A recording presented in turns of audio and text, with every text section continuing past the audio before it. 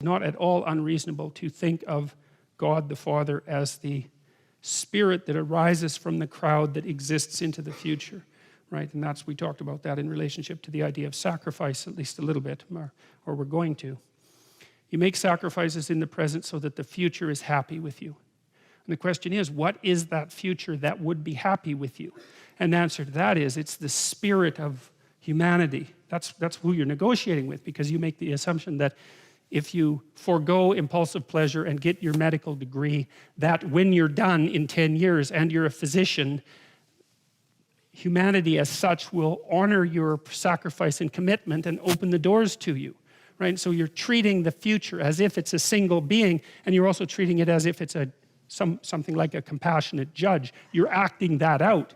And maybe we had to imagine God in that form before we could understand. Once we started to understand that there was a future, perhaps we had to imagine God in that form in order to concretize something that we could bargain with, so that we could figure out how to use sacrifice to figure out how to guide ourselves into the future. Because a sacrifice is a contract with the future, but it's not a contract with any particular person. It's a contract with the spirit of humanity as such. It's something like that. And so when you think about it that way, that should make you faint with amazement, because that is such a bloody amazing idea. To come up with that idea that you can bargain with the future, that is some idea, man. That's like the major idea of humankind. We suffer, what do we do about it? We figure out how to bargain with the future, and we minimize suffering in that manner. It's like no other animal does that either, you know, like lions, they just eat everything.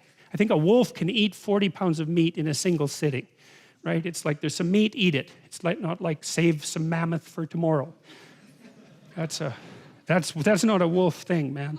That's a human thing, and that might mean you have to be hungry today. Or maybe you're a farmer, you know, several thousand years ago, 6,000 years ago or so, when agriculture first got going, and you're starving to death, waiting for the spring planting, and you think we bloody well better not eat those seeds, right? And that's really something, to be able to control yourself, to make the future real, to put off what you could use today, and not just in some impulsive manner. Man, maybe your kids are starving to death. You think, we are not touching the seeds that we need for the future.